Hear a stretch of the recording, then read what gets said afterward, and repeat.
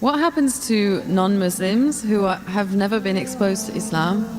And what if a non-Muslim says that the miracles of Jesus are bigger than the ones that Muhammad performed? Sisters asked two questions basically. What a non-Muslim who says, who has never been exposed to Islam, what happens to them? And secondly, if a non-Muslim comes and says that the miracles of Isa alayhi salam are greater, what happens to them? Point number one, if a non-Muslim comes and tells me that they have not been exposed to Islam, today in this world of science and technology it's difficult.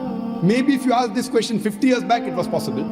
Today, in this age of science and technology, especially the media bombarding misconception about Islam, you're exposed to Islam, maybe the wrong Islam, maybe pseudo-Islam, that Muslims are terrorists, Muslims are fundamentalists, Islam is a religion of killing, it degrades the woman, it subjugates the woman. They may be exposed to Islam, but wrong Islam. Now what happens to a non-Muslim who's not exposed to the right teaching of Islam? I feel if a non-Muslim hears something in the media, or any human being hears something in the media, he should not take it for granted. The Quran says in Surah Hujurat chapter 49 verse number 6, whenever you get information, check it up before you pass it on to the third person.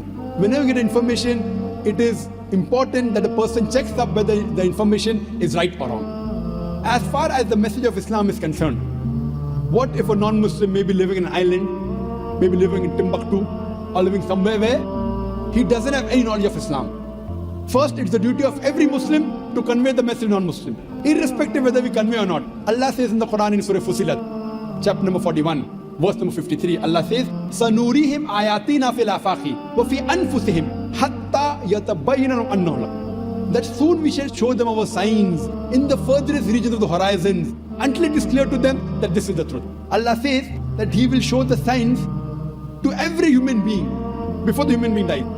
He will show His signs in the furthest regions of the horizons until it is clear to them that this is the truth. So Allah takes it up upon Himself that He will convey this message to each and every human being, whether he's born in a Muslim family or non-Muslim family, whether he's born in a Muslim land or non-Muslim land. Allah will give this message to every human being. That's the reason there were some surveys done in 1950 in two tribes.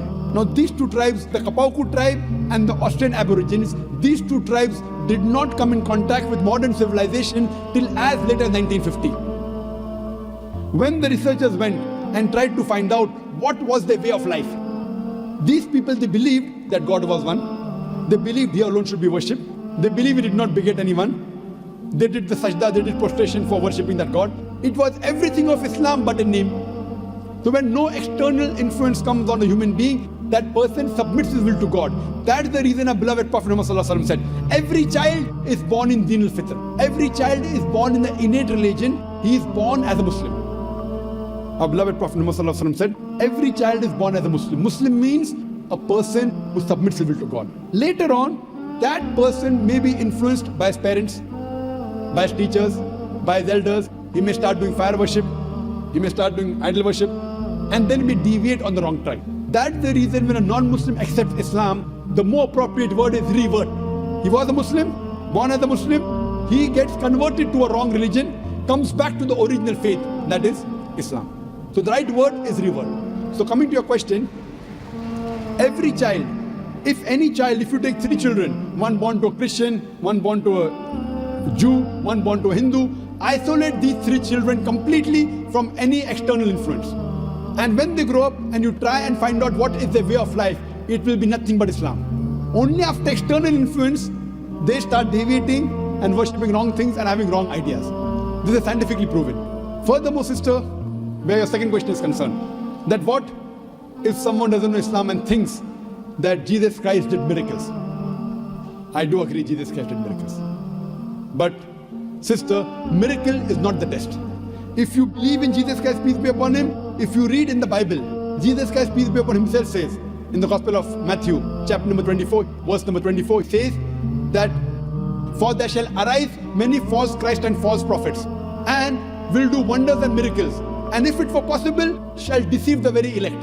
So Jesus Christ, peace be upon Him, says miracle is not the test.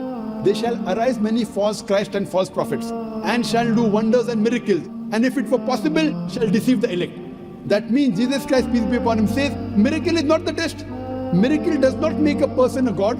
Miracle does not make a person superior, because all the miracles that were done by all the prophets were done by Almighty God Himself. All the miracles. All the miracles done by Moses, the parting of the sea, when he threw the stick, it became into a snake. It was done by Almighty God. All the miracles that Isa alayhi salam, Jesus Christ, peace be upon, did were done by Almighty God. Same with Prophet Muhammad, peace be upon, splitting of the moon, were done by Almighty God. I would like to tell you that Islam is the only non-Christian faith which makes an article of faith to believe in Jesus Christ, peace be upon Him. No Muslim is a Muslim if he does not believe in Jesus Christ, peace be upon Him. We believe that He was one of the mightiest messengers of Almighty God. We believe that He was the Messiah, translated Christ. We believe that He was born miraculously without any male intervention, which many modern day Christians today do not believe. We believe that He gave life to the dead with God's permission. We believe that He healed those born blind and lepers with God's permission. The Christians and the Muslims, we are going together. But one may ask, then where is the parting of ways? The parting of ways is that most of the Christians, they believe that Jesus Christ, peace be upon Him, was Almighty God. They believe that Jesus Christ, peace be upon Him, claimed divinity. In fact, if you read the Bible, there is not a single unequivocal statement in the complete Bible where Jesus Christ, peace be upon Him, Himself says that I am God, or why is He worship me. If sister, you can point out any unequivocal statement, any unambiguous statement from any version of the Bible in which Jesus Christ, peace be upon Him, Himself says that I am God, or where He says worship me, I am ready to accept Christianity today. In fact, if you read the Bible, Jesus Christ, peace be upon Him, said, it's mentioned in the Gospel of John, chapter number 14, verse number 28, Jesus Christ, peace be upon Him, said, my Father is greater than I. Gospel of John, chapter number 10, verse number 29, my Father is greater than all. Gospel of Matthew, chapter number 12, verse number 28, I cast out devil with the Spirit of God. Gospel of Luke, chapter number 11, verse number 20, I with the finger of God cast out devil. Gospel of John, chapter number 5, verse number 30, I can of my own self do nothing. As I hear, I judge, and my judgment is just. For I seek not my will, but the will of Almighty God. Anyone who says, I seek not my will, but the will of Almighty God, he's a Muslim. Jesus Christ, peace be upon him, is a Muslim. He never claimed divinity. He never said that He was Almighty God. He clearly mentioned, it's mentioned in the Gospel of John, chapter number 14, verse number 24. He said that the words that you hear are not mine, but my Father's who has sent me. It's mentioned in the Gospel of John, chapter number 17, verse number 3. This is life eternal, so that you may know there is one God and Jesus Christ who thou hast sent. It clearly mentioned that Jesus Christ was a messenger. It's mentioned in the Gospel of Matthew, chapter 19, verse number 16 to 18, that a person approaches Jesus Christ, peace be upon Him, and asks Him that, good Master, what good things should I do so that I shall enter eternal life? So Jesus Christ, peace be upon Him, says, why thou callest me good? Leave aside God, G-O-D. Why thou callest me good, G-O-D? For there is only one good, and that is the Father in heaven. And if thou want to enter eternal life, you keep the commandments. Jesus Christ didn't say that if you want to enter eternal life, if you want to go to paradise, believe I'm God. He didn't say that you believe that I died on the cross for your sins. What He said, if you want to enter eternal life, if you want to enter paradise, you keep the commandments. And it's clearly mentioned in the book of Acts, chapter number 2, verse number 22, that ye men of Israel, listen to this. Jesus of Nazareth, a man approved of God amongst you by wonders and miracles which God did by Him, and you are witness to it. What does it say? Jesus of Nazareth, a man approved of God amongst you by wonders and miracles and signs which God did by Him, and you are witness to it. Regarding a question of miracles, what does the Bible say? Book of Acts, chapter number 2, verse number 22.